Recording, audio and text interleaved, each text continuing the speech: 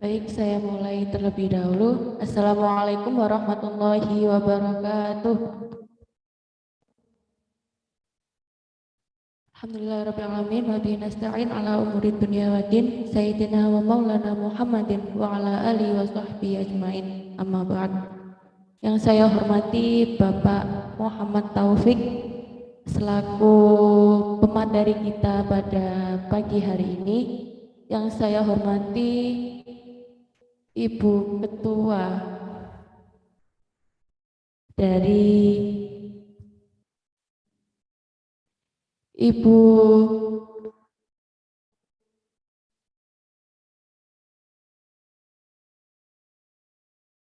yang kami hormati Ketua Mahasantri Universitas PGRI Wiranegara dan teman-teman dari Mahasantri yang kami banggakan.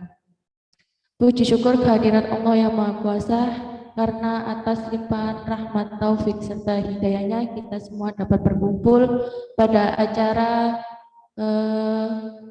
doa bersama pada pagi hari ini dengan keadaan sehat walafiat. Yang kedua, sholawat serta salam semoga tetap tercurahkan kepada junjungan Nabi besar Muhammad SAW, karena atas beliaulah kita telah dituntun dari jalan yang gelap gulita menuju jalan yang terang benderang, yakni agama Islam. Di sini saya selaku moderator yang akan memimpin jalannya pada diskusi interaktif pada pagi hari ini dengan pemateri hebat kita, yakni Bapak Dr. Muhammad Taufik MPD. Saya bacakan kurikulum fitnya terlebih dahulu. Nama Dr. Muhammad Taufik MPD, tempat tanggal lahir Pasuruan 25 Juni 1981. Alamat Perumahan Tiara Candi 1 Blok B15. Untuk riwayat pendidikan, S1 di STKIP PGRI Pasuruan, S2 di Universitas Negeri Malang, dan S3 di Universitas Negeri Malang Pulang. Untuk pendidikan non formal, yaitu pertama Ibtidaiyah di Sidogiri, Sanawiyah di Sidogiri, dan juga Aliyah di Sidogiri. Untuk jabatan, sekarang beliau menjabat sebagai Kaprodi Pascasarjana Universitas PGRI Wiranegara Pasuruan. Untuk jabatan struktural, beliau menjabat sebagai pengurus PCNU Kota Pasuruan dan sekaligus menjabat sebagai Ketua BMPS Kota Pasuruan. Oke, untuk mempersingkat waktu, mari kita mendengarkan sedikit mauidhah atau materi dari Bapak Muhammad Taufik dengan judul Menyongsong Generasi Milenial Berkarakter Agamis dan Nasionalis. Kepada Bapak Muhammad Taufik, waktu dan tempat kami persilakan.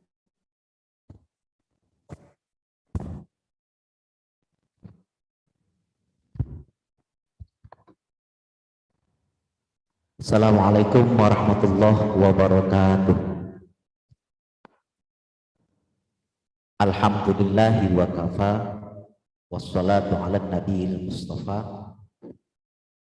Asyhadu an la ilaha illallah wahdahu la syarikalah, wa asyhadu anna Muhammadan abduhu wa rasuluh la nabiyya ba'da. Allahumma salli wa sallim ala sayyidina Muhammadin wa ala ali sayyidina Muhammadin. Amma ba'd. Yang kami hormati Bapak Rektor, Bapak Dr. Daryono MPD, yang saya hormati Wakil Rektor 1, Wakil Rektor 2, Wakil Rektor 3, dan Sivitas Akademika Universitas PGRI Wiranegara. Yang berbahagia Maha Santri yang pagi hari ini kegiatannya adalah munajat, istighosah, dan khutbil Quran. Mudah-mudahan kegiatan ini mendapatkan ridho dari Allah Subhanahu wa Ta'ala.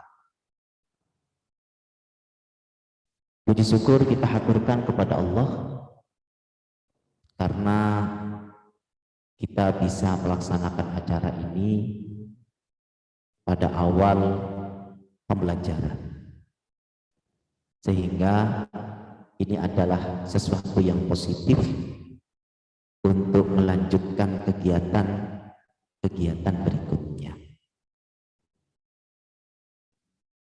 Mas santri yang dirahmati oleh Allah, berbicara tentang milenial ini sangat menarik, banyak di berbagai jurnal. Milenial itu ada pada tahun 1980-an sampai 1990-an dan tahun 2000-an. Itu definisi milenial. Kemudian saya baca lagi di beberapa referensi bahwa milenial itu pemikirannya adalah out of the box, keluar dari kotak. Milenial ini bercirikan orang yang bebas, orang yang berselancar di media sosial, dan itu yang kita harus mengetahui dan mengisi media sosial. Siapa yang mengisi adalah Maha Santri, untuk mengcounter sesuatu yang negatif seperti hashtag, kemudian hoax. Itu adalah tugas kita dengan dakwah yang kita miliki. Kemudian kalau ditarik secara universal, kita ini bagian dari pemuda. Kita ini adalah mahasiswa. Ketika berbicara universal, maka pemuda, mahasiswa, milenial itu berkisar pada tahun atau umur 30-an. Sesudah itu gen kita itu sudah tidak berkembang, sehingga ketika berbicara pemuda, berbicara mahasiswa, berbicara milenial, maka kita akan berbicara tentang aktualisasi diri di masa 30 tahun. Karena ini adalah berkembang. Pemikiran, kecerdasan itu berkembang. Setelah itu perkembangannya sangat lambat. Saya masih ingat ada sebuah kisah cerita di surat Al-Qasas. Nabi Syuaib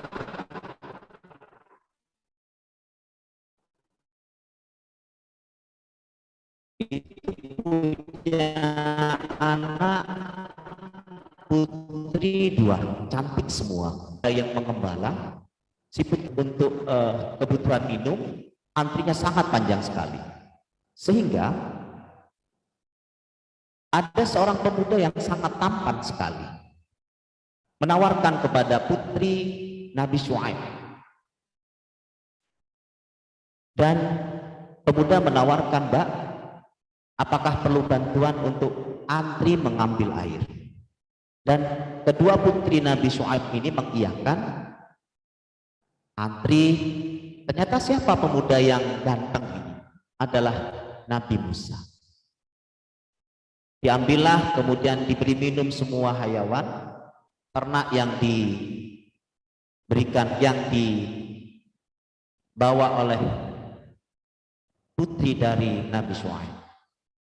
Tidak sampai di situ, dibawa lagi untuk perbekalan yang ada di rumah. Di suatu perjalanan pulang ke rumah Nabi Syuaib, ternyata Ada angin yang sangat kencang sekali. Angin itu membuat rok kedua putri Nabi Syuaib itu terangkat ke atas. Kemudian Nabi Musa, karena masih muda, Nabi Musa melihat dan meminta izin kepada si putri Nabi Syuaib, ya mbak-mbak, bolehkah saya ada di depan? Dengan spontan mengiyakan, yang penting saya ditunjukkan jalannya. Sampai di rumah, dua putri Nabi Syuaib ini mengatakan kepada Nabi Syuaib, Abah, pemuda ini sangat kuat, pemuda ini hebat, sehingga surat Al-Qasas 26 itu mengatakan, innal khaira man ista'jartal qawiyul amin. Sesungguhnya kalau mengambil tenaga kerja, mengambil pemuda, yang lebih baik itu adalah al-qawiyyu al-amin. Al-qawi itu adalah gagah.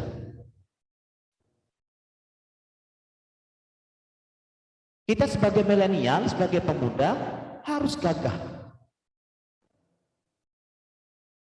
harus kuat, tidak boleh loyo, tidak boleh rebahan. Al-qawiyyu al-amin, dan dapat dipercaya. Apa dapat dipercayanya? Ketika Nabi Musa mengikuti di belakangnya ada angin, sehingga rok dari putri Nabi Syuaib itu terangkat ke atas. Itu adalah al-amin. Dia dapat dipercaya, menahan matanya. Kemudian beralih kepada tarikhul Islam. Saya mendapat tarikhul Islam itu mulai ibtidaiyah, kemudian sanawiyah, kemudian aliyah di pondok pesantren seperti ini. Mulai dari sejarah Nabi Muhammad SAW, kemudian sahabat Nabi Abu Bakar, Umar, Utsman, Ali, kemudian Bani Abbasiyah, Umayyah, kemudian tabi'in, sampai di aliyah itu saya masih ingat kerajaan-kerajaan yang dibahas. Itu saya dapatkan tidak mudah. Al-qawiyyu tadi, al-amin. Saya belajar dan belajar menggali itu. Kembali ke versi pemuda, versi milenial, versi Mas Satri. Ada sebuah kisah yang sangat menarik lagi. Nabi itu orang yang sangat menyukai pemuda. Karena kata Nabi, pemuda itu adalah penerus suatu negara atau suatu bangsa. Sehingga ini di pelajaran kelas 4 ibtidaiyah kalau tidak salah. Mudah-mudahan saya masih ingat.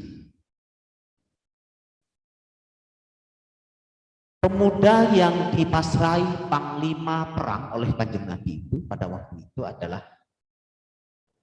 Usamah bin Zaid. Usamah bin Zaid ini adalah pemuda yang under 20, umurnya masih belum sampai 20, tapi sudah menjadi panglima perang. Dipercaya oleh Nabi. Karena apa? Karena proses Usamah bin Zaid ini mengikuti perang. Kalau kita tarik kesimpulan bahwa organisasi itu harus diikuti mulai awal sampai akhir, sampai kita menjadi pemimpin.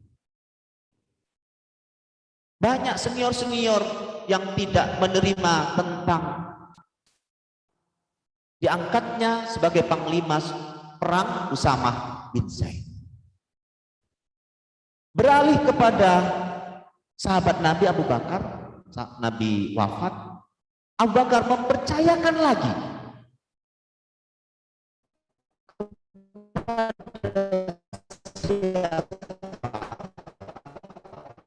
kepada Usamah bin Zaid.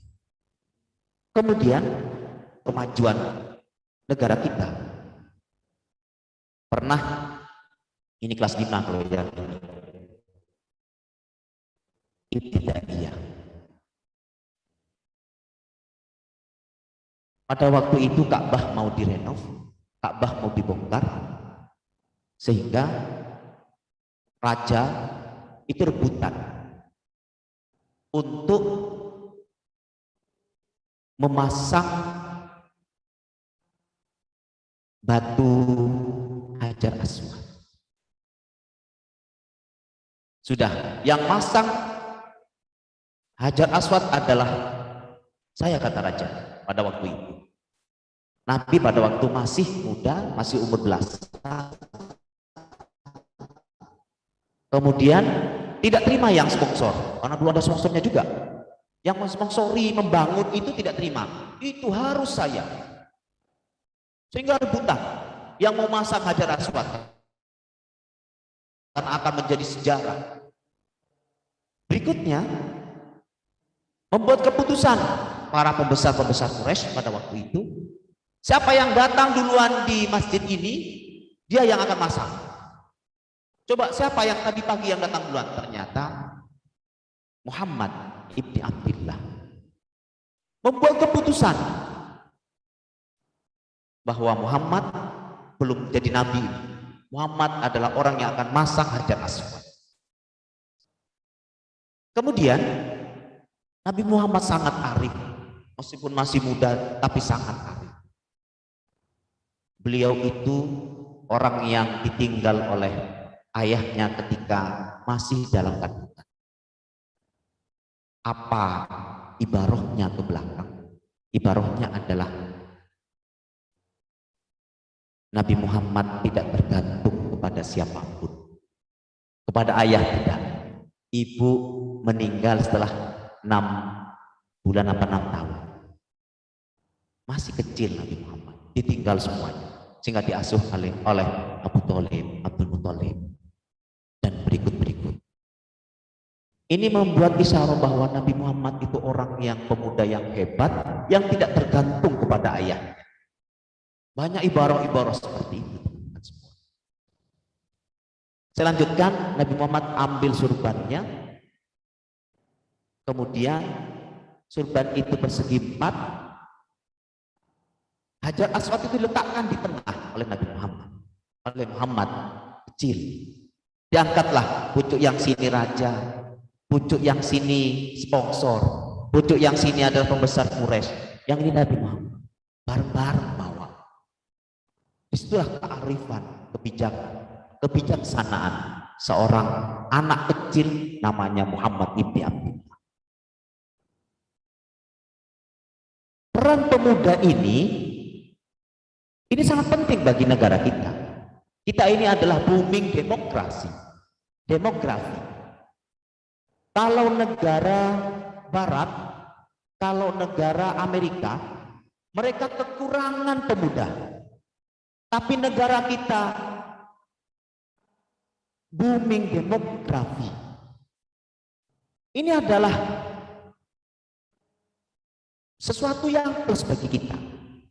Saya yakin, saya punya keyakinan bahwa milenial menjadi orang yang akan dibanggakan kelak. Akan dibanggakan. Asal dengan beberapa syarat. Apa syaratnya? Yang pertama, milenial harus kuat. Yang kedua, milenial harus cerdas. Kuat apa yang tadi itu?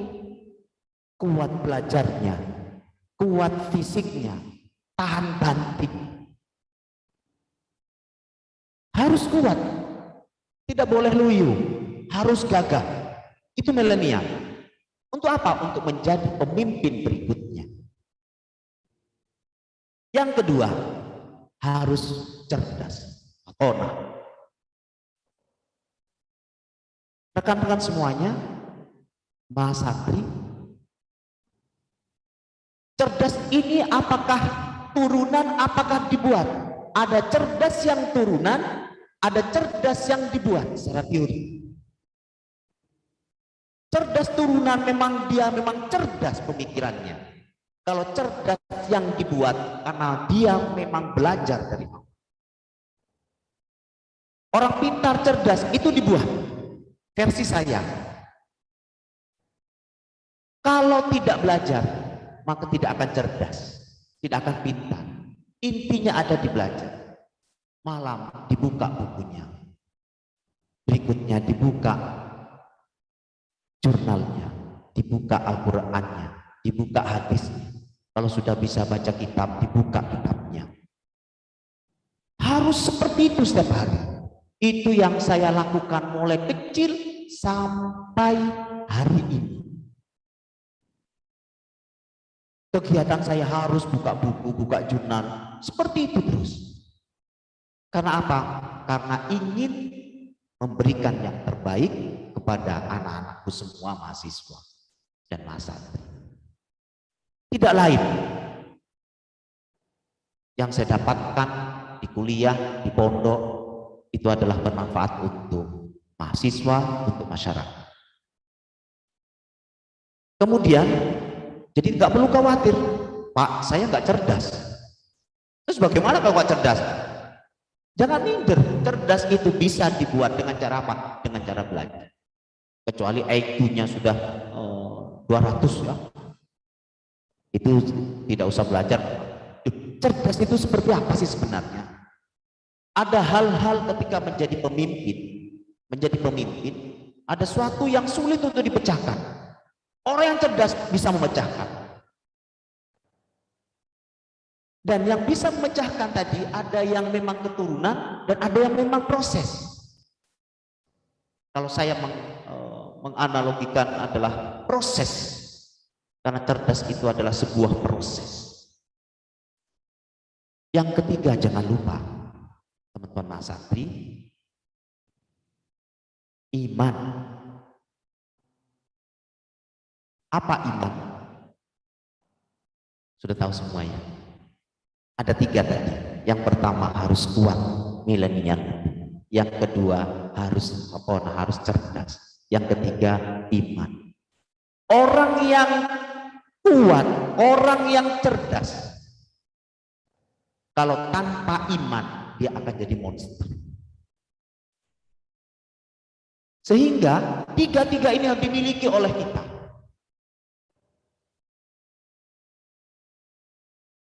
Iman apa yang harus kita dapatkan?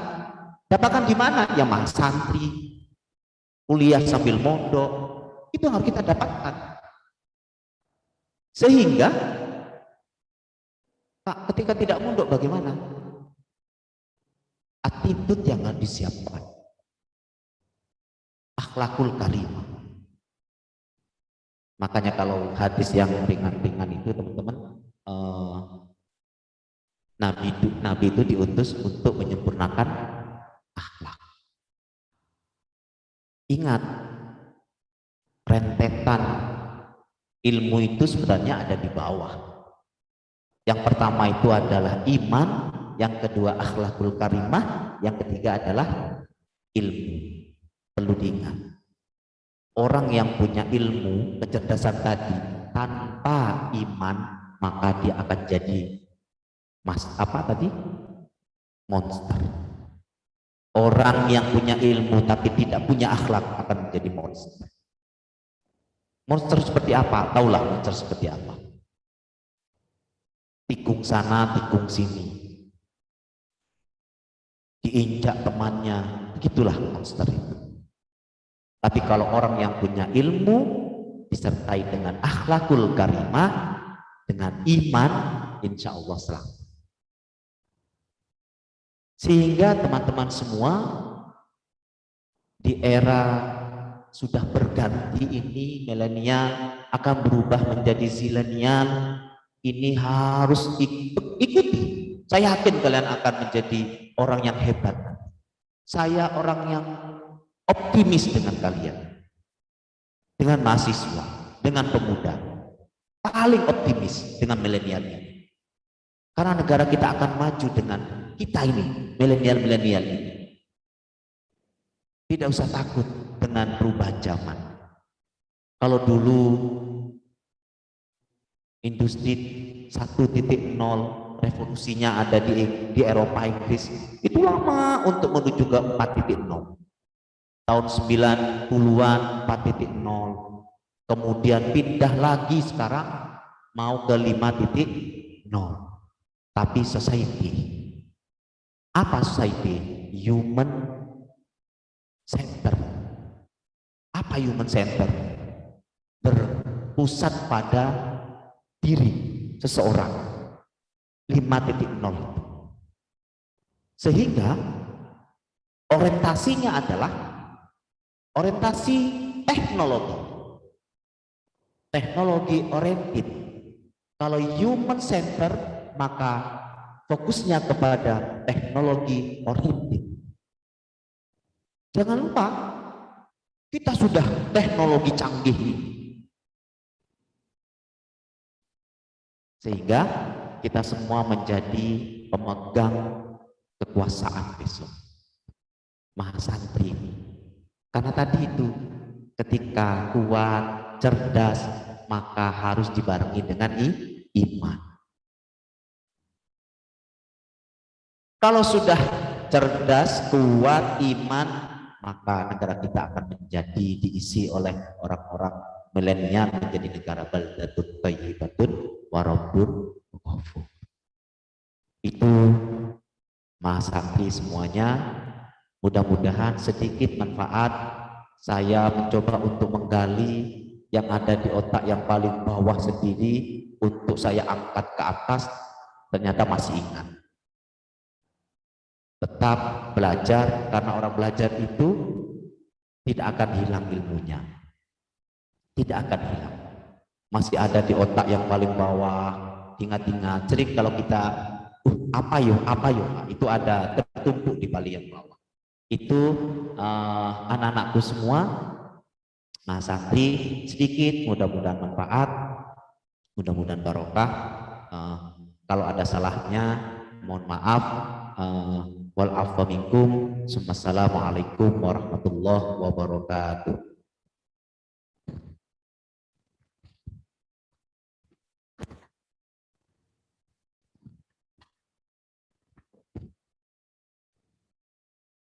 Baik, terima kasih kami sampaikan kepada Bapak Muhammad Taufik yang telah menyampaikan materinya.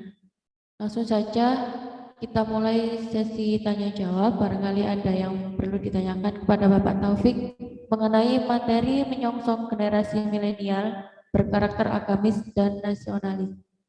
Kepada teman-teman dari mahasantri, apabila ada yang ingin bertanya, silakan angkat tangan.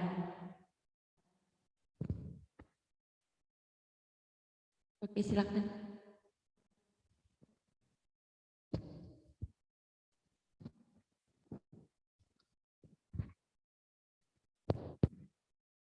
Assalamualaikum warahmatullahi wabarakatuh.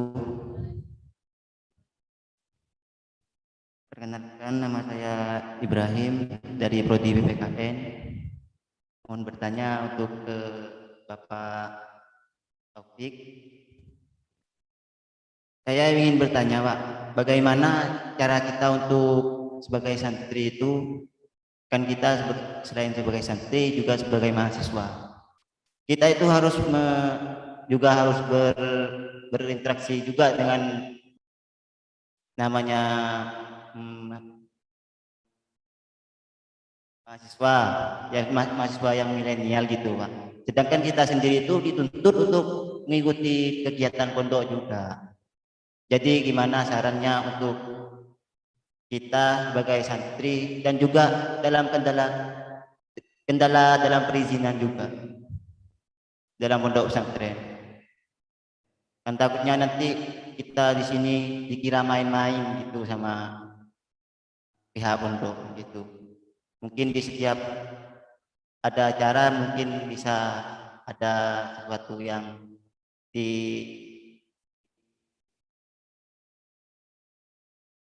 diaturkan kepada pihak pondok gitu.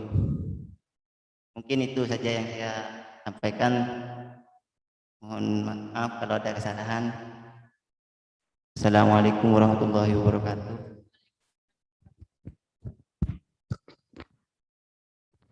Langsung dijawab Pak Nggih. Oke. Pada Pak Taufik, monggo dipersilahkan.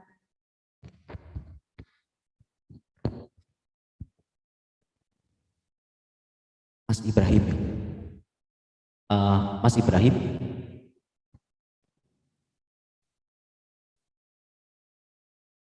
Saya masih ingat, saya masuk di struktural Kota Pasuruan itu sekitar tahun 2000 pertengahan saya dilantik. Itu membuat komitmen yang pertama, mahasiswa dari LP Ma'arif bisa kuliah ke Uniwara. Berikutnya, kerjasama berikutnya adalah mahasiswa mondok. Mahasiswa mondok ini sesuatu yang baru di Pasuruan, di kota ya, di kota. Kalau di Malang sudah banyak semua, bahkan di kampus-kampus negeri itu diwajibkan mondok 1 tahun. Di Uniwara ini sesuatu yang baru. Mudah-mudahan ini berlanjut untuk mencetak generasi milenial yang agamis, yang berkarakter, yang nasionalis. Sehingga kami dengan PCNU, Uniwara dengan PCNU membuat komitmen untuk menyediakan pondok pesantren untuk mahasiswa. Untuk masalah kegiatan ketika di kampus, di pondok, nanti ada interaksi antara kampus melalui saya atau Pak Tristan ke pondok-pondok yang ada di Kota Pasuruan atau kabupaten yang ditempati oleh mahasantri. Baik jadwal atau kegiatan atau apapun yang ada di pondok, apapun yang ada di Uniwara akan terkomunikasikan dengan baik. Jadi tidak usah khawatir, jadwal kalian akan diterima di pondok, yang di Uniwara, yang di pondok juga diterima di Uniwara. Jadwal-jadwal kegiatannya. Saya berharap ini adalah momentum teman-teman mahasiswa untuk menggali agama lebih luas.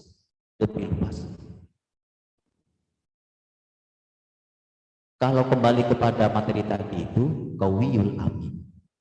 Al-Amin dapat dipercaya. Nabi itu mendapat julukan Al-Amin itu pada waktu tadi ngangkat Hajar Aswad itu. Saya berharap teman-teman kalau ada kegiatan, jujur saja kepada pengurus bahwa ada kegiatan di kampus. Ketika ada kegiatan juga, jujur saja dan membuat surat kalau boleh. Setiap kegiatan di kampus, minta surat untuk izin di pondok. Teman-teman semua, ada plus nanti dalam kehidupan kalian. Kalau yang lain itu hanya kuliah, pulang. Tapi kalau teman-teman mahasantri, saya yakin ada kelebihan. Apa kelebihannya? Kelebihannya adalah nanti kalau umumnya yang dibutuhkan oleh masyarakat, agamanya juga dibutuhkan oleh masyarakat. Karena tuntutan di masyarakat itu begitu, tidak hanya pintar di umum, tapi pintar di agama. Jadi saya sangat beruntung, orang yang sangat beruntung, pernah mondok dan pendidikan umum sudah semua. Teman-teman kalau ingin tahu, di Aliyah Setugiri itu yang dipelajari adalah Madzhabul Arba'ah, 4 mazhab. Imam Syafi'i, Imam Malik, Hanafi, Imam Hambali. Bab baik, bab nikah, semuanya. Kemudian kalau pagi itu ngajinya kitab Ihya. mulai jam 6 sampai jam 10. Dan itu saya lakukan dengan ikhlas,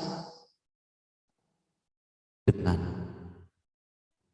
semangat, karena ingin apa? Karena ingin ilmu saya manfaat dan barokah. Dan alhamdulillah teman-teman semua, saya mendapat keduanya. Saya orang yang sangat beruntung oleh Allah diberikan ilmu agama dan umum yang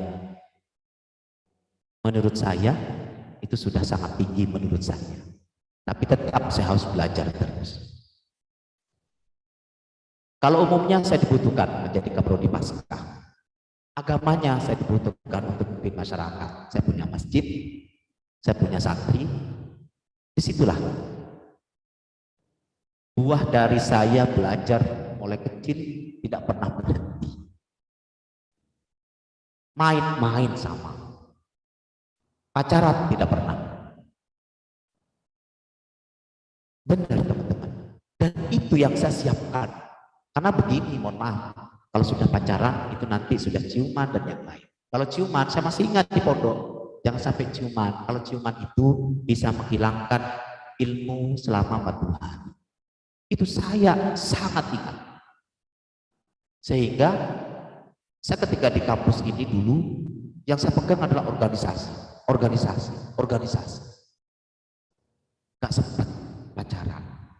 Ya karena itu saya pegang, bukan apa-apa, bukan gak laku. Ya mungkin gak laku juga mungkin ya. Gak laku juga. Saya kajian terus di kampus ini. Pernah teman-teman itu minta ngaji kitab Fathul Izar, Rotul Uyun. Gue senang teman-teman dulu pada waktu itu. Ya sudah, saya bawa kitab. Kalau bosan, saya bawa koran. Karena ekonomi saya bawa koran, ada ekonomi bisnis. Saya bawa setiap hari koran, diskusi. Setiap hari begitu. Dan Allah memberikan kekuatan kepada saya untuk kuliah, untuk belajar di pondok, sehingga keduanya itu saya dapatkan. Kalau doa itu teman-teman, Rabbana atina fid dunya hasanah wa fil akhirati hasanah.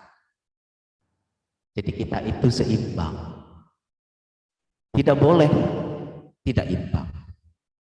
Dunia saja gak enak, akhirat saja juga gak enak.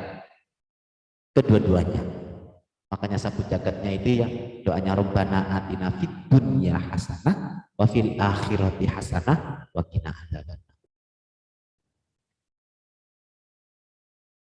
Kalau kedua-duanya kita dapat, itu sangat menikmati dalam hidup.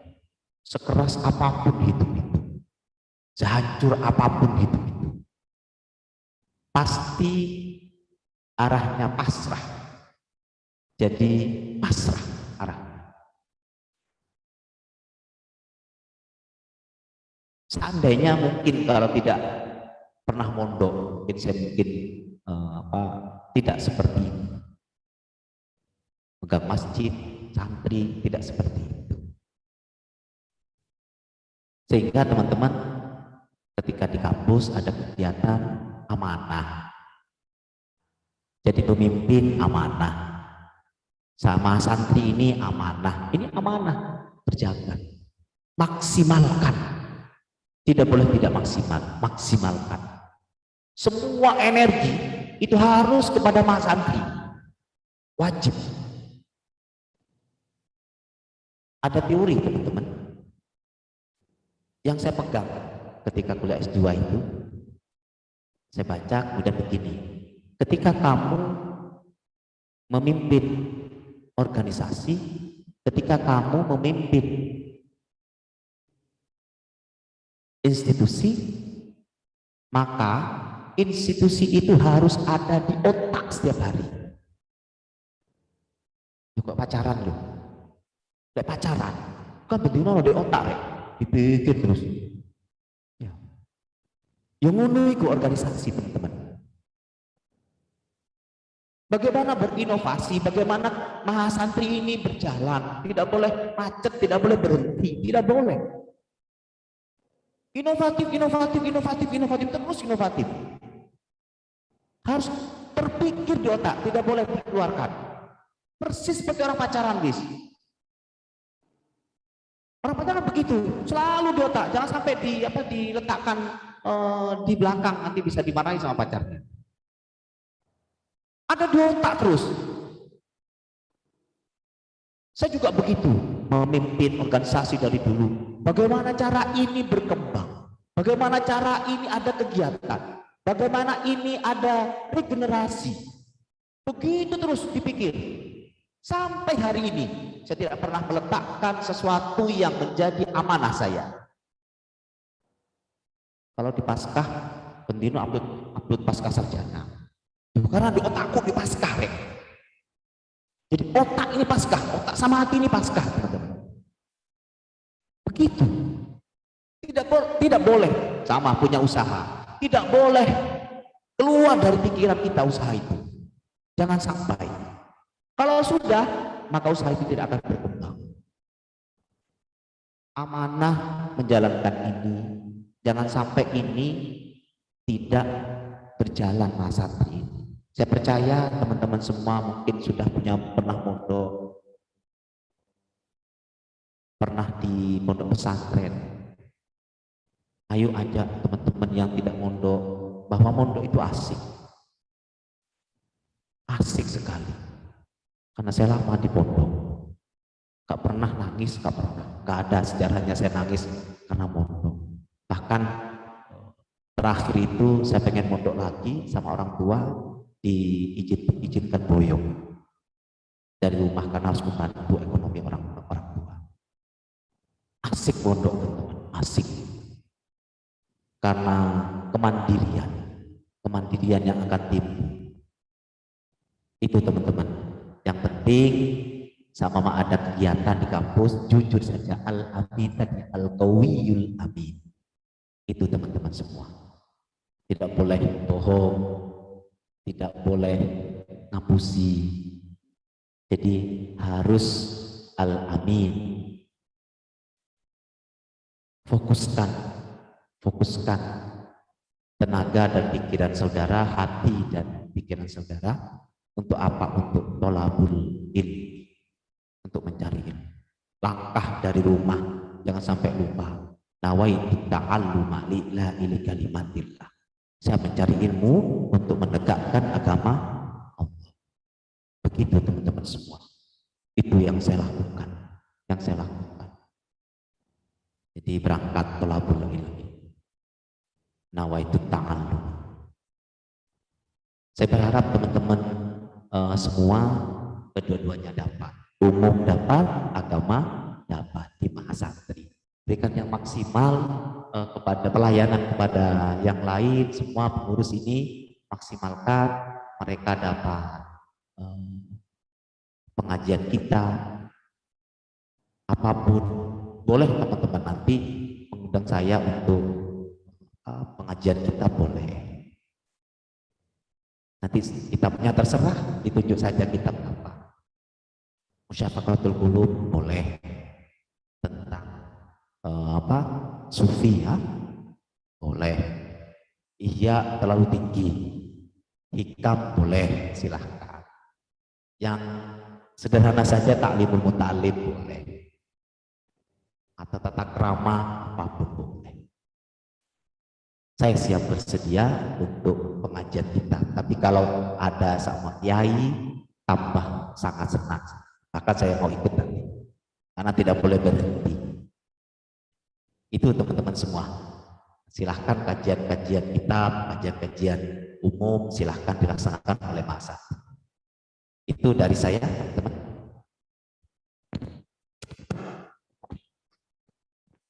Baik, terima kasih untuk Pak Taufik yang telah menjawab pertanyaan dari Mas Ibrahim. Untuk Mas Ibrahim, apa sudah paham dengan jawaban yang telah dijelaskan oleh Pak Taufik? Sampun paham, alhamdulillah. Untuk sesi yang kedua, mungkin ada yang ingin bertanya lagi? Oke, Mbak. Maju ke depan.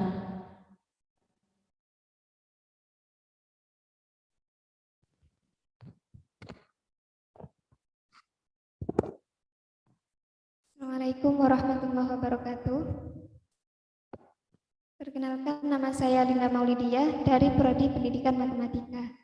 Izin bertanya, Pak. Bagaimana cara kami, para mahasantri ini, untuk memberi energi positif kepada mahasiswa yang lain agar bisa tertarik untuk mondok seperti kami. Dan di samping itu kan mahasiswa yang lain juga ada mungkin berpikiran bahwa mondok itu kayak kan bingung mau membagi waktunya antara di kampus sama di pondok juga. Terus mungkin dari yang lain juga ada yang bekerja gitu. Matur nuwun, Pak. Assalamualaikum warahmatullahi wabarakatuh.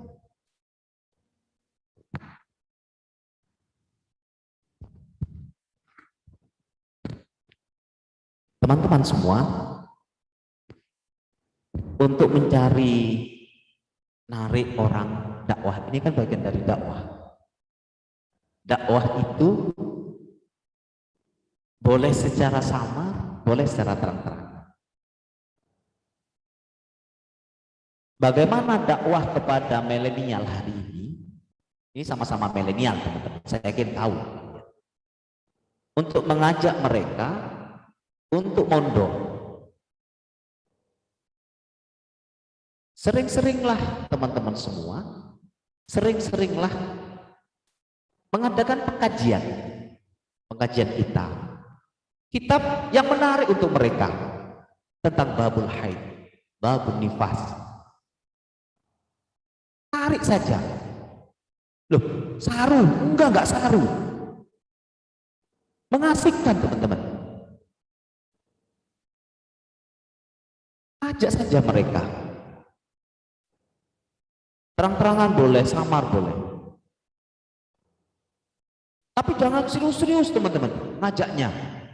Banyak orang-orang yang ngajak tapi tidak ikut yang diajak karena terlalu keras. Cara ngajaknya bagaimana? Sentuh hatinya. Sering diskusi, ada aja diskusi, teman-teman. Atau cerita, paling tidak. Yang saya bilang tadi itu, ceritanya apa? Yang ada di hati dan otak ini ceritakan bahwa di pondok itu begini. Dia akan tertarik, teman-teman. Masalah membagi waktu, bagaimana cara membagi waktu? Kalau ditanya bagaimana cara saya, masjid itu penuh. Jadi masjid saya itu maghrib, isya, subuh itu penuh. Bagaimana trik saya untuk supaya masjid itu?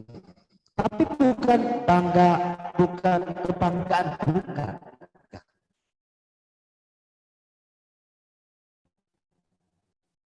Itu adalah merupakan saya mengajak mereka untuk sujud kepada teman. Bisa dilihat anak kecil-kecil itu banyak sekali. Kalau maghrib, subuh penuh, teman-teman. Masih muda-muda semua. Karena perumahan baru, muda-muda semua. Saya, kalau ini ya siar teman-teman, ini siar. Dakwah saya mengajak mereka itu tidak sangat keras, tidak. Saya masih ingat di pondok itu Ustadz itu mengatakan, jadi orang itu ya biasa-biasa. Meduro itu saya biasa. Iya, biasa-biasa. Saya itu dokter di sini, tapi ketika di masjid sudah bukan dokter. Di sana saya kumpul dengan orang-orang yang biasa. Saya diskusi. Maghrib itu teman-teman gak ada yang pulang, masih ngopi semua untuk nunggu isya, karena isya itulah waktu awabi, waktu diterimanya doa. Jika isya belum keluar, saya bilang emat kalau keluar setelah isya setengah jam lagi nunggu isya. Begitu yang saya lakukan, teman-teman. Saya tidak merasa saya dokter, tidak, ya wis biasa. ya guyon, kecolokan, ya ala NU Nahdlatul Ulama itu sudah tambah parah. Itu biasa. Itu adalah siar saya bagaimana orang-orang yang dulunya sering minum, kemudian letaan di jalan sembarang, sampai pacarnya ada 30, dia cerita sembarang, bisa sujud kepada Allah. Itu yang sangat saya senang, teman-teman.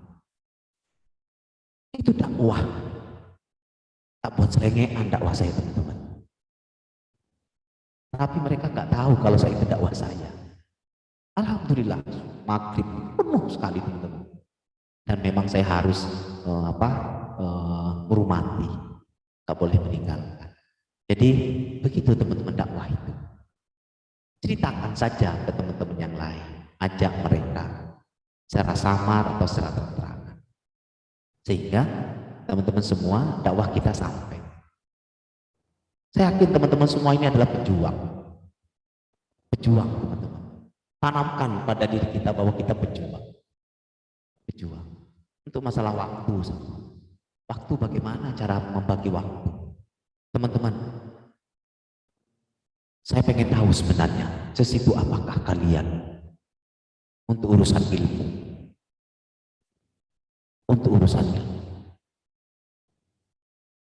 Jangan pernah sibuk, teman-teman, untuk urusan ilmu. Kalau saya boleh, status minimah. Pagi saya sekolah ibtidaiyah. Pagi sekolah SD. Pulang jam setengah 12. Jam 12 istirahat sebentar. Saya aliyah. Saya ibtidaiyah. Jadi sekolah 2, umum sama yang non formal. Pulang jam 5. Sampai rumah maghrib. Kemudian setelah itu ngaji. Setelah itu jam pelajaran. Kemudian mondok. Sanawiyah pagi yang umum, sanawiyah yang mati. Madrasah diniyah. Yang agama. Aliyah juga begitu. Aliyah pagi, aliyah berapa tahun?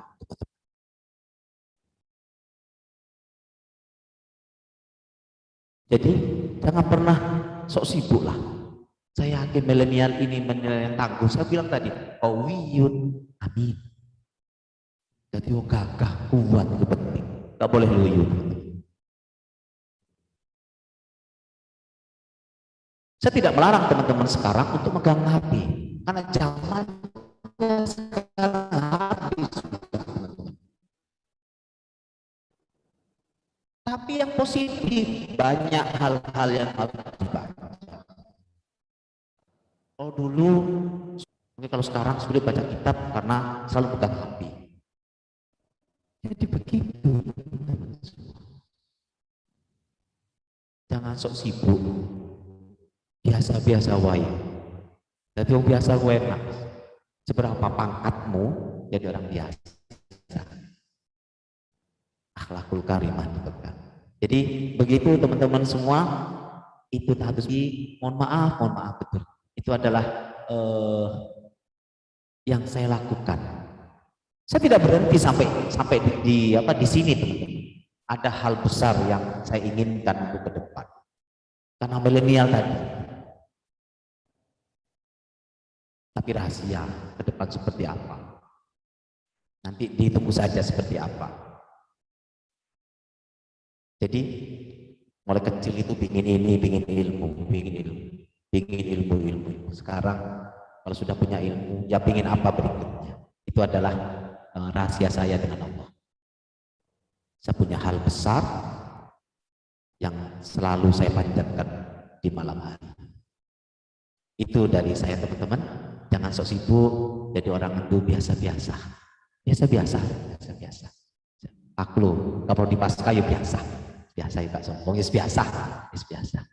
Jadi biasa-biasa. Ya jangan sok sibuk lah, tetap baca, kemudian kitabnya dibawa. Oh, malu-malu bawa sini, saya nggak malu kalau bawa kitab, karena itu adalah hasanah keilmuan. Itu teman-teman semua. Masih ada lagi?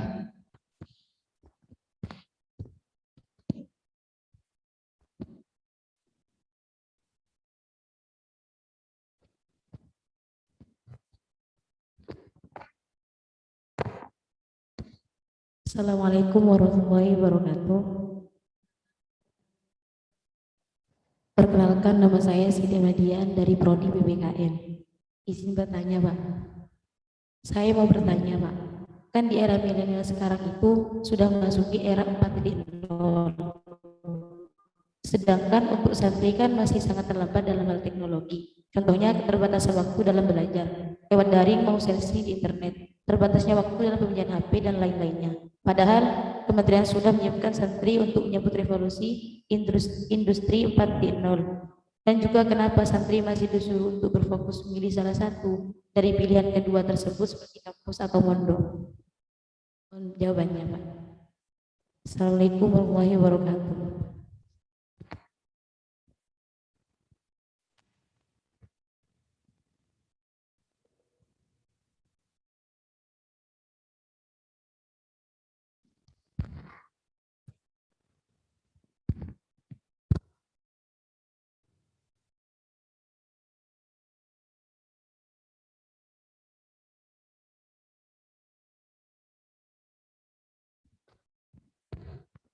Teman-teman semua,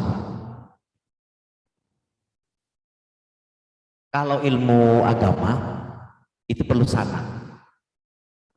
Kalau tidak ada sanad itu tidak sampai kepada Rasulullah. Makanya ketika kita belajar YouTube itu sanadnya nggak jelas, tapi dapat ilmunya, tapi sanadnya nggak jelas. Kalau kita belajar di pondok teman-teman, sanadnya jelas. Contoh, teman-teman pondok di Salafiyah Pasuruan atau di Baitul Hikmah sama, sanadnya jelas, keilmuannya jelas. Gus Ama pernah nyanat ke siapa? Mbah Mun sama, nyanat ke siapa lagi? Mbah Mun. Begitu. Kalau seperti ini nggak usah diragukan, teman-teman. Sanad saya sangat jelas sekali tentang keagamaan, tentang kita. Kemudian kalau umum, ini sanadnya kemana? Sama. Sanadnya nggak perlu sanad. Beda dengan yang agama. Kalau agama memang butuh sanad. Kalau umum enggak. Bisa searching, bisa baca buku, tidak butuh sanad. Pak, apakah penting, Pak? Sanad di umum? Enggak penting. Sama mama. Kita diajari oleh sama mama yang ekonomi atau yang lain, ada yang dosen kita non-muslim. Sanadnya kemana? Enggak jelas, teman-teman. Enggak apa-apa. Yang perlu kita ketahui bahwa ilmu agama dan umum itu adalah ilmunya Allah. Matematika itu ilmunya Allah. Ekonomi ilmunya Allah, teman-teman. Butuh sanad? Enggak kalau umum. Tapi kalau agama maka butuh sanad. Sehingga teman-teman,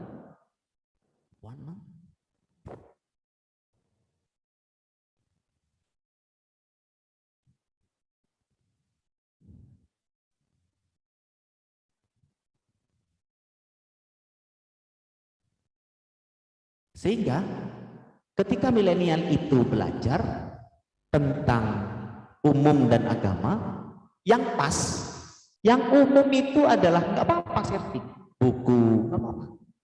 Yang agama itu harus bersanad, apa pondok itu. Makanya saya berharap teman-teman semua punya sanad, punya sanad pondok, punya sanad guru. Itu yang paling penting, karena akan sampai kepada Rasulullah keilmuan kita. Jadi milenial ini tetap harus salaf,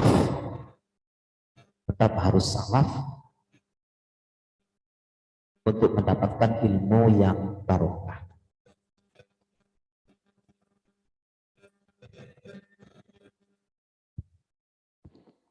Ada lagi teman-teman?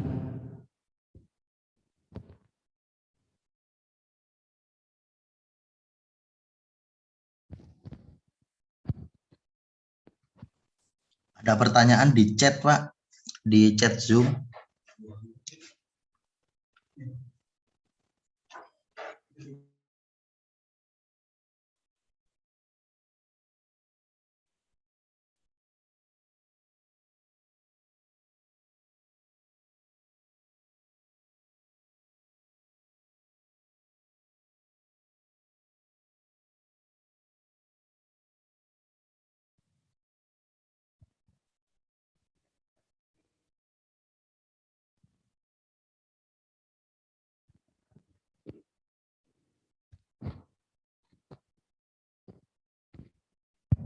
Baik, terima kasih. Dari siapa?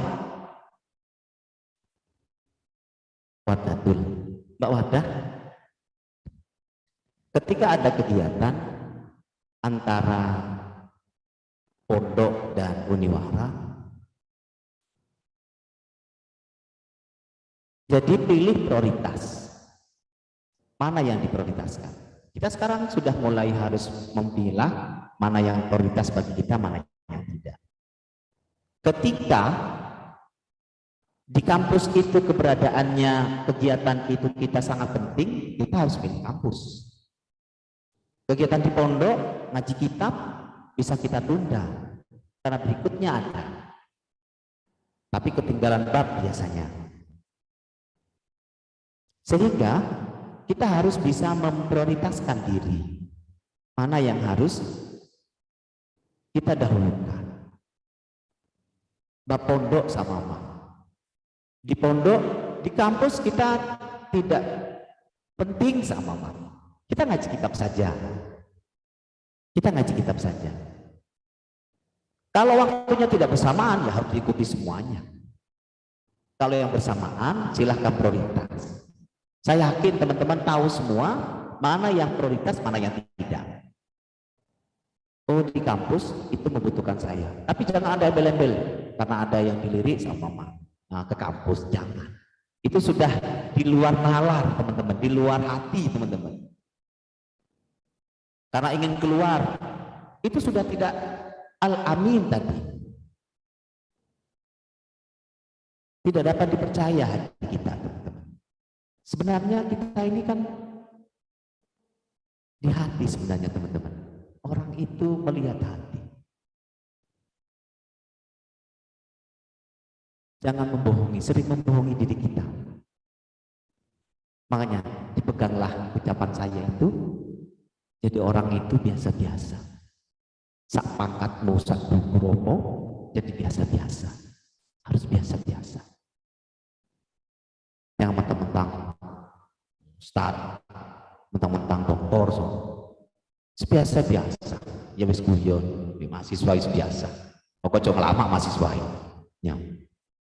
Gak manfaat ilmu ini. Loh, Pak, apakah ilmu ada manfaat ya? Ya juga. Ada manfaat dan barokah sama dengan di pondok. Jangan anggap bahwa kuliah ini nanti ada ilmu manfaat dan barokah, enggak? Ada, teman-teman. Dan itu pernah saya lakukan semua sebelum kalian lakukan. Kalau saya cerita, teman-teman, saya ada, mohon maaf ini, ada dosen yang agak jengkel sedikit. Pada waktu jadi mahasiswa. Dan Allah itu membalas langsung. Begitu. Jadi jangan main-main kalau tentang guru, tentang ustadz, kiai, tetap harus mendepankan akhlakul karimah. Jadi begitu, teman-teman. Jadi bisa diprioritaskan mana yang harus didahulukan, mana yang tidak. Pokok yang penting kan hati, teman-teman. Hati berangkat ke kampus. Karena penting. Karena kita jadi panitia, berangkat saja ke kampus. Kalau seandainya keberadaan kita yang di kegiatan ini tidak begitu penting, ngaji saja di pondok. Dengan syarat harus minta izin. Begitu teman-teman. Masih ada?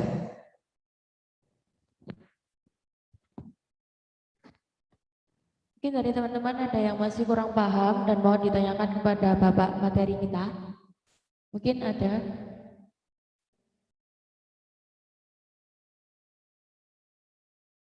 Sudah nggak ada?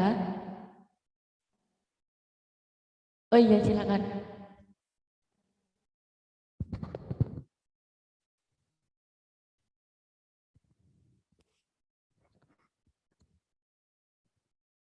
Assalamualaikum warahmatullahi wabarakatuh. Perkenalkan, nama saya Anwar Wahyudi dari Prodi Ekonomi 2020.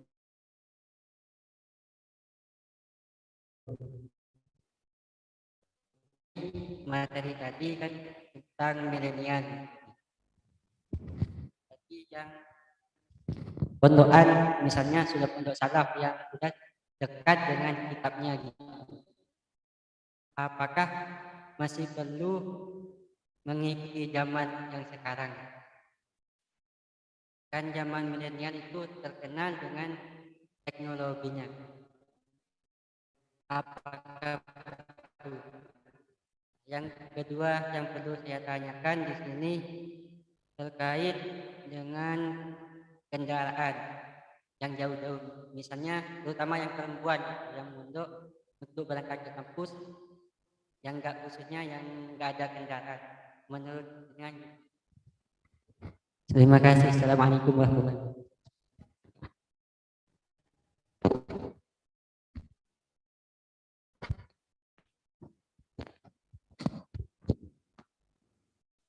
Pemateri yang cerdas itu pemateri yang ingat, tidak usah ditulis pertanyaan dari audiensinya. Saya kok lupa ya tadi. Yang pertama, apa mang? Tentang, iya, teman-teman, saya bilang tadi definisi milenial, definisi definisi pemuda itu berkisar 30. Milenial itu identik dengan teknologi 4.0. Salafnya bagaimana? Salafnya adalah memadukan antara kitab dengan teknologi. Kita bisa belajar kitab sekarang itu di teknologi e-book. Kita bisa belajar di sana kitab sekarang, terjemahannya kalau nggak ngerti. Maksud saya adalah begini, ketika kita berbicara tentang milenial, maka dakwah yang harus masuk ke sana, salafnya.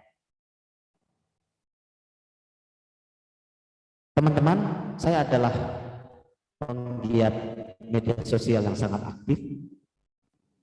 Saya tidak, kalau dulu itu saya masih ingat, jangan menonjolkan diri karena takut apa? Warok, bukan warok apa teman-teman? Karena takut, bukan. Karena takut kita apa? Riya. Kalau di pondok dulu begitu. Riya. Itu zaman dulu. Sekarang kalau kita tidak menonjolkan keilmuan kita, maka media sosial akan dikuasai oleh orang-orang yang tidak berakidah. Sehingga salaf, pondok harus mengisi media sosial. Penting teman-teman. Bagian dari dakwah kita. Kita boleh mengkonter sesuatu yang tidak sesuai dengan akidah Ahlus Sunnah wal Jamaah. An-Nahdiyah. Eksklusif. Mengeksklusifkan diri. Karena sekarang Ahlus Sunnah wal Jamaah itu banyak. Salafi itu mengaku Ahlus Sunnah wal Jamaah.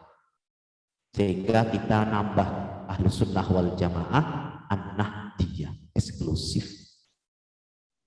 Itu yang kita harus isi, teman-teman. Pak, nanti riya. Enggak riya. Harus, teman-teman. Sudah zamannya sekarang. Saya selalu mengisi media sosial saya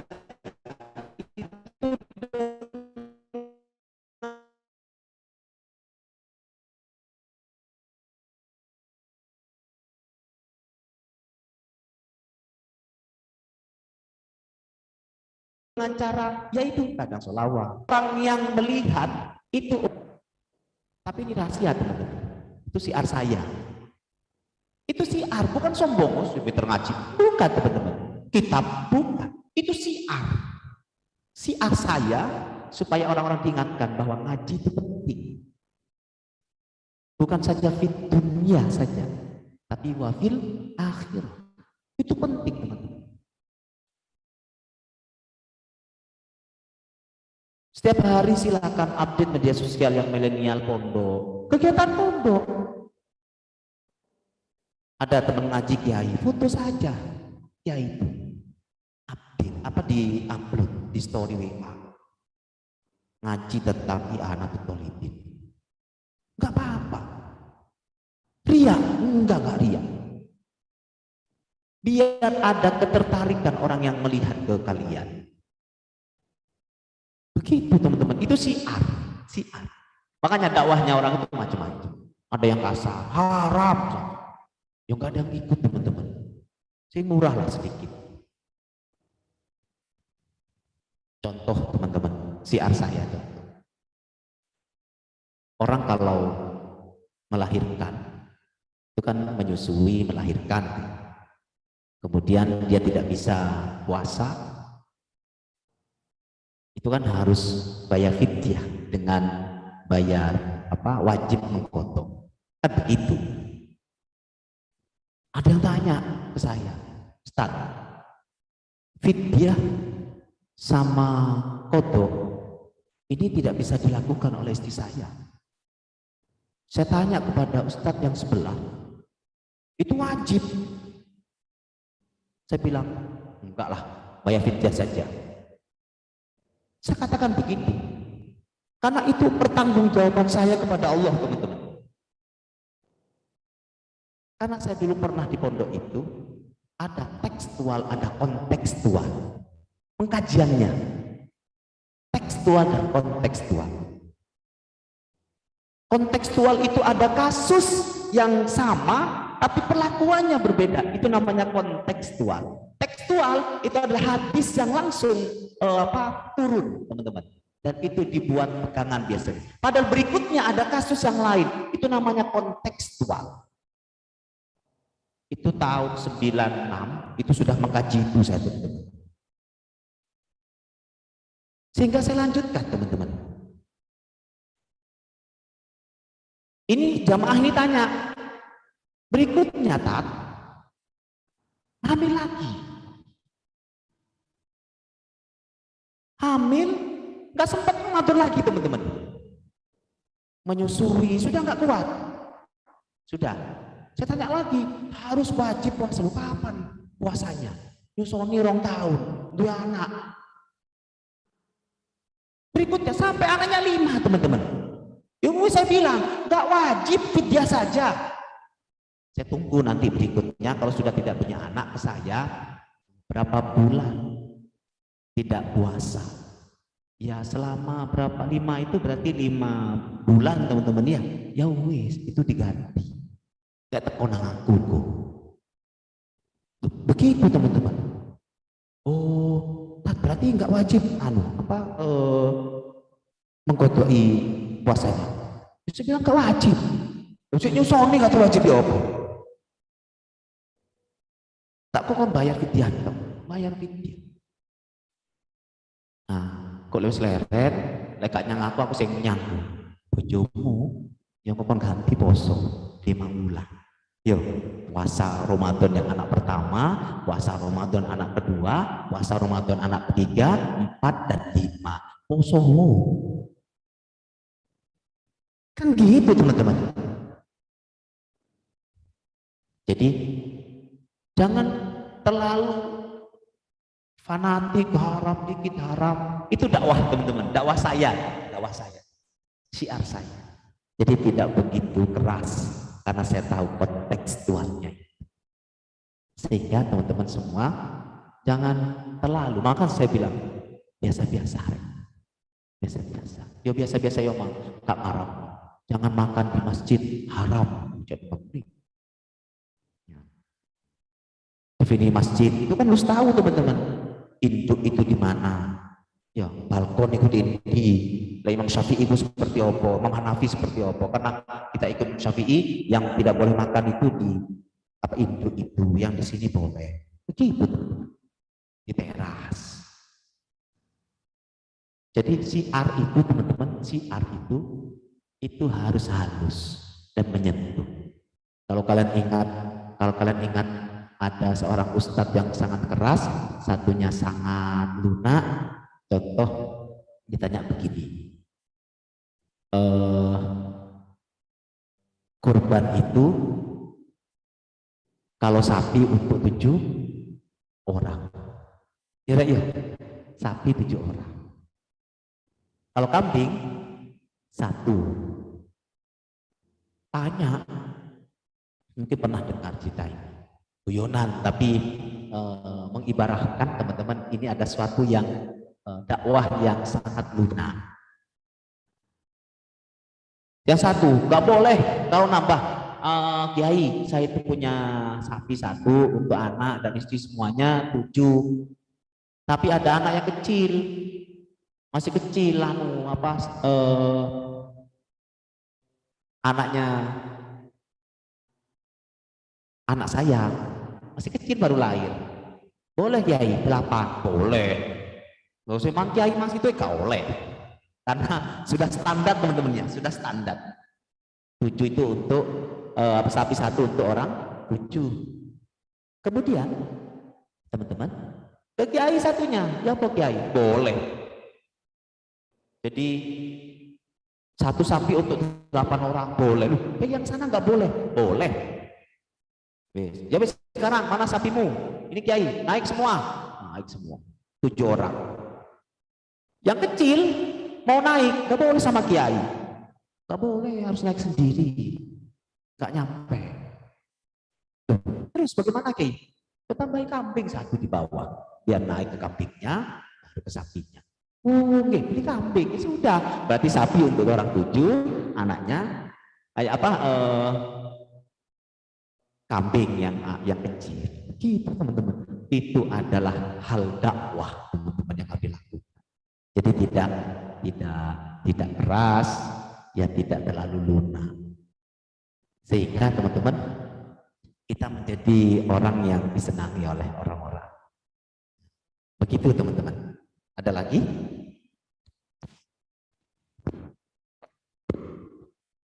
Mungkin dari teman-teman ada yang mau bertanya lagi?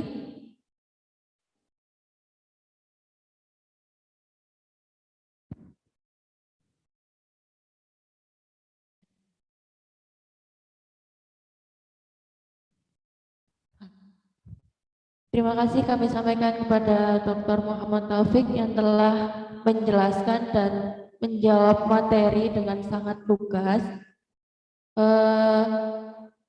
Saya sampaikan sekali lagi bahwasanya ada 3 poin penting yang harus dilakukan oleh generasi milenial berkarakter agamis sesuai dengan tema kita pada pagi hari ini.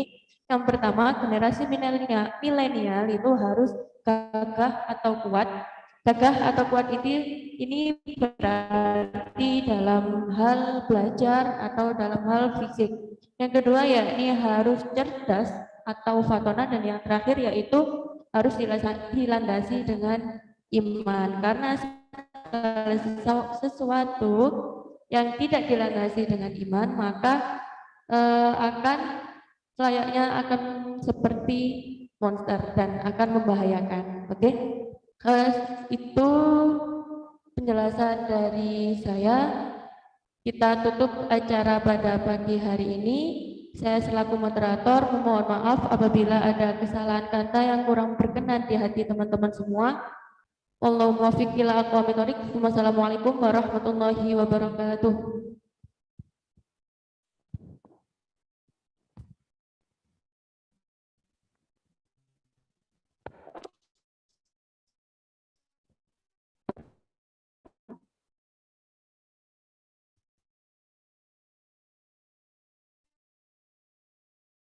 Telah disampaikan.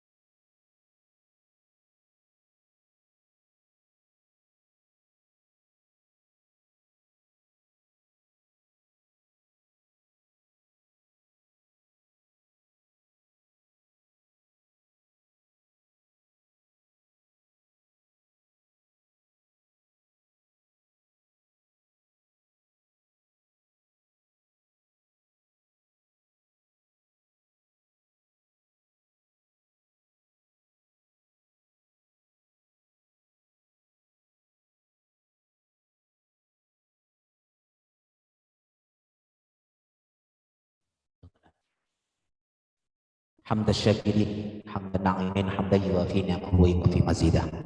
Ya Rabbana lakal hamdu kama yanbaghi li jalalika wajhika wa 'azimi sultanik. Allahumma shalli ala sayyidina Muhammadin salatan tunjina biha min jamil ahwali wal afat wa taqdi lana biha jami'il hajat wa tahina biha min jami'is sayyi'at wa tarfa'una biha indaka a'la darajat wa tuballighuna biha sallallahu min jamil khairatil hayati wa ba'dal mat innaka ala kulli syai'in qadir. Allahumma jammilna bil afiyah was salamah wa qina bit taqwa wal istiqomah wa bi mujibatin nadama innaka sami'ud du'a. Allah as'aluka khairal mas'alati wa khairat du'ai wa khairat najahi wa khairat tawabi wa khairal amali wa khairal hayati wa khairal mamati. Allah as'aluka ilman nafi'ah wa rizqan wasi'an tayyiban mubarakan wa barakatil amalan wa taqabbalan. Allahumma inni a'udzubika min adzabil qabr wa min adzabi jahannam wa min fitnatil mahya wal mamat wa min syarri fitnatil masiihid dajjal. Allahumma yassir lana ziyarata Makkah wal Madinah. Allahumma jana min akhiri kalamina bi ajalina qaula la ilaha illallah Muhammadur Rasulullah. Allahumma ihdinas siratal mustaqim siratal ladzina an'amta 'alaihim ghairil maghdubi 'alaihim waladdallin amin. Rabbi habli minas sholihin, Rabbi habli minas sholihin, Rabbi habli minas sholihin. Rabbana ighfir lana wa li walidayya warhamna kama rabbayana shaghira. Rabbana zalamna anfusana wa lam taghfir lana wa tarhamna lanakunanna minal khasirin. Rabbi inni lima anzalta ilayya min khairin faqir. Ya Allah biha ya Allah biha ya Allah bi husnil khatimah. Rabbana atina fid dunya hasanah wa fil akhirati hasanah wa qina adzabannar. Wa sallallahu ala sayyidina Muhammad wa ala alihi wasallam. Subhanaka rabbil izzati amma yasifun wa salamun alal mursalin. Walhamdulillahi rabbil alamin. Bi barakatil Fatihah.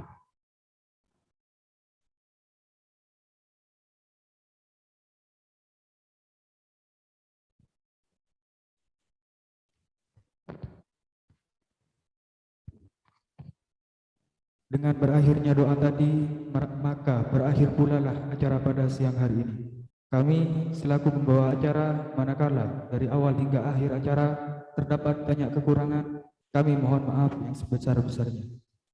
Sekian dari kami. Assalamualaikum warahmatullahi wabarakatuh.